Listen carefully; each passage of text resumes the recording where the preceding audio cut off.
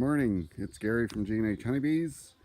It's April 4th, 2019, and I'm just out here doing a quick look at the newly installed bee package that I got yesterday in Hive 2. You see there's a few out orienting, and they're kind of looks like they're getting used to where their home is. And so it's looking good so far. So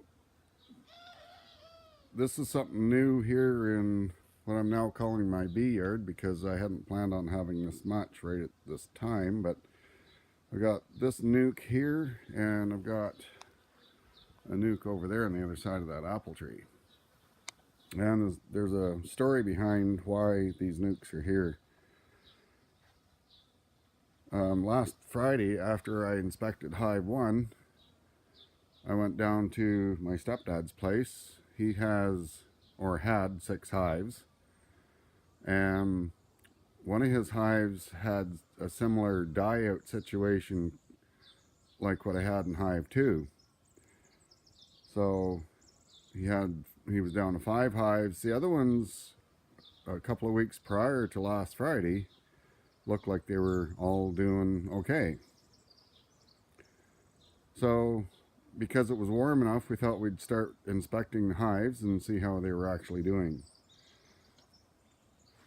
So the first hive we opened up, it was quite strong. It was a 3 high medium size box, and there was plenty of brood, lots of bees, and the queen was laying, and it all looked pretty good.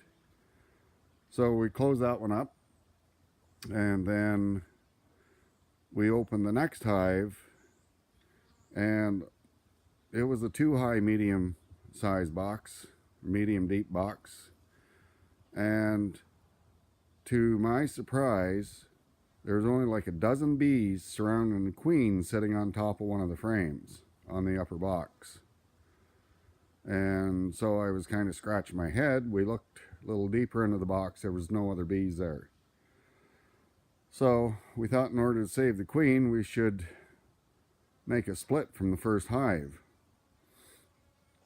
And so I captured the queen into one of my newly 3D printed little handy dandy queen catchers.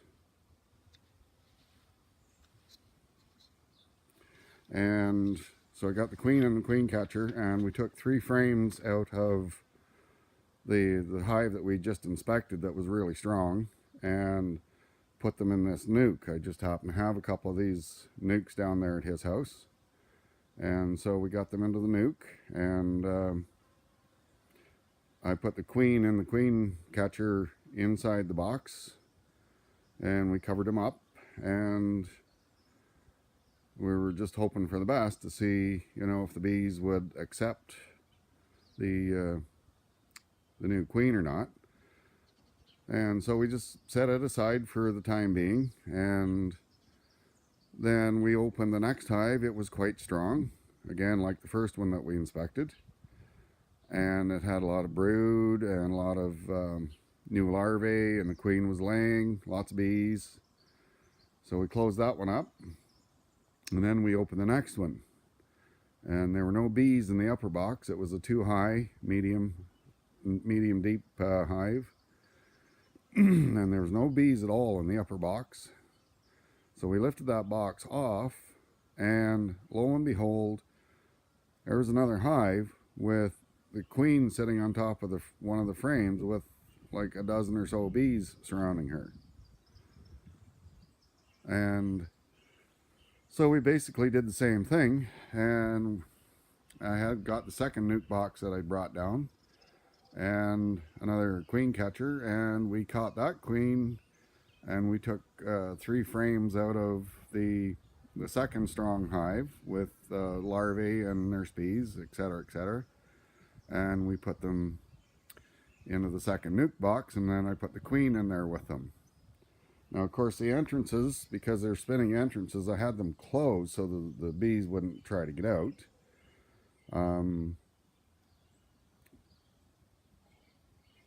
And and we talked about what to do with them, whether we should leave them sit there or bring them up here to my location. So it turns out we brought them up here to my location and we set them up here. And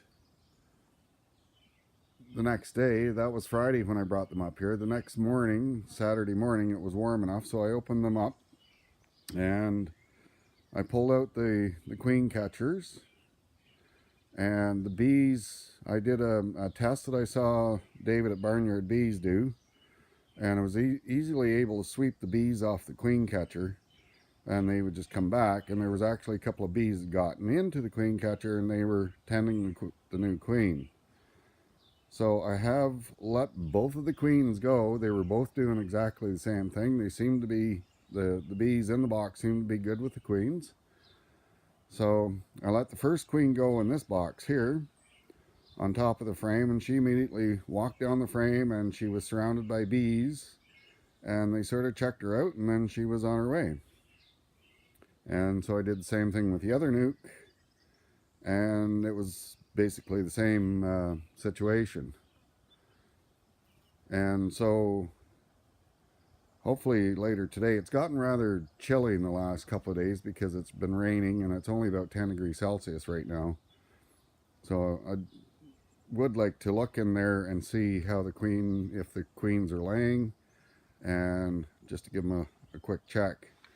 But if you notice that I've got an extra box on the top of this little nuke that I made, and I got this is a vent hole underneath here, and because it's been raining, I just put a little flap of aluminum over top of it. So let's have a look and see why I've got this box here. So this second box is basically nothing but a feeder box. I've got a little plastic butter dish lid with some dry pollen on it, which appears that they've been in it. And I don't know if the camera's picking up, but you can see the bees in there. And then I've got one of my little sugar water feeder dishes in there. So hopefully that will give them the boost that they need, because I don't think there's too many foragers right at the moment.